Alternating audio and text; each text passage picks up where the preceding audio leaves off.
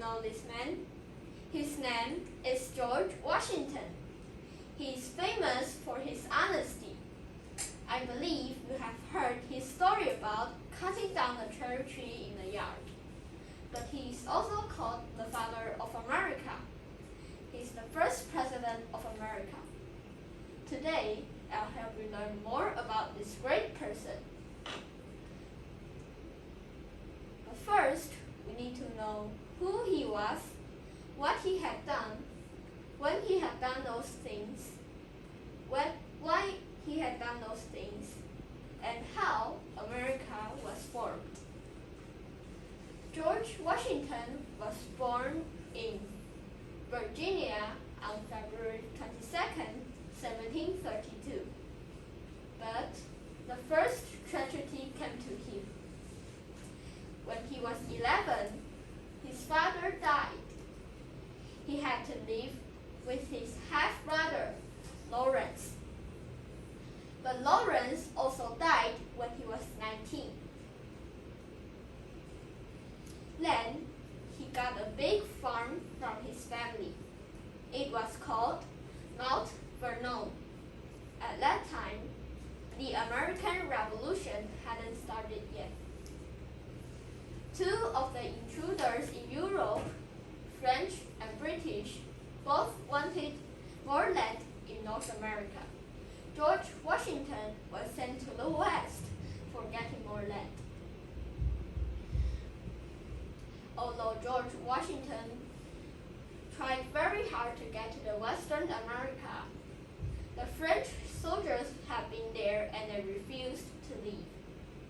So he returned to his hometown and wrote a book about his trip. Do you know which war was it? It was the French and Indian War. Although it was called the French and Indian War, the French didn't fight against the Indians.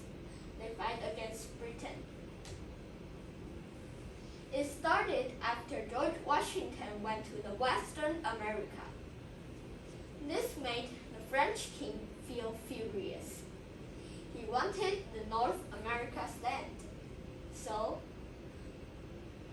Britain and French had a war against each other. Most Indians were on the French side, so British colonists call this event the French and Indian War. George Washington was the general of Britain. He and the soldiers tried hard to be friends. After around 9 years, Britain finally won in 1763. But it has cost Britain a lot of money. When George was 26 years old, he got married with Martha Curtis. Martha was a rich widow, and she had 2 children. Why did this war happen? It's because of unfair treatment, and I will talk about this later. After the French and Indian War, Britain wanted the Americans to pay for it, so they passed many unfair laws. For example, they raised taxes.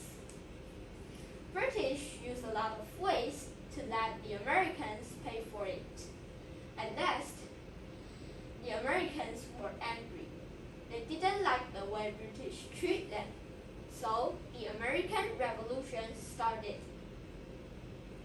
In the 1770s, the Americans wanted to declare they are a new country, but this idea made Britain very angry.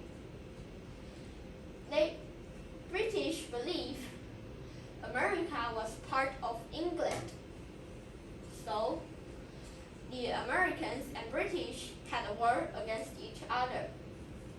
George Washington was the leader of the American army.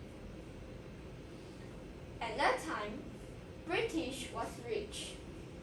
The soldiers were fine red coats and they were well trained. But the American soldiers were the opposite. They wore poor uniforms and they were untrained.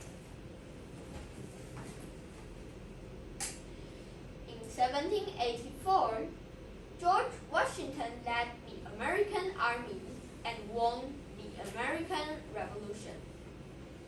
In 1789, George Washington started to serve as the president for 8 years because he finally figured out how to lead a new country. After the American Revolution, George Washington declared they are a new country with the Declaration of Independence in Philadelphia. America is the most powerful country in the world. Their leaders, their presidents, have to be the best of the best too. Who's your favorite America president? Is it Donald Trump? My favorite president is the first president of America, George Washington.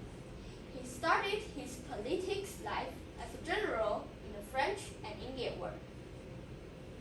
After the American Revolution, George Washington created a new plan for the new government. It was called the Constitution. Then he became the first president and John Adams was his vice president.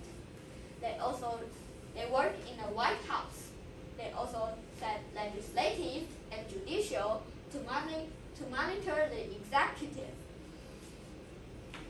Then Martha Curtis, George's wife, became the first lady. George Washington said, "I walk on untrodden ground." It's his fault when he became the president. Very quickly, 4 years passed by. It's the end of his first term. When he wanted to retire, everyone begged him to serve as a president for the second time. But during his second term, his health condition got worse and worse. So, when people asked him to do it again, he said no. But getting retired didn't help his health condition got better. In 1799, he died because of throat infection. This great man has once been a president, but also met his death in a painful illness.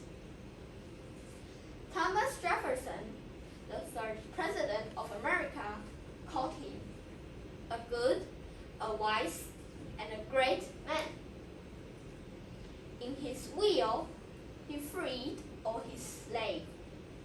But when he was still alive, he didn't devote to cancel the slavery.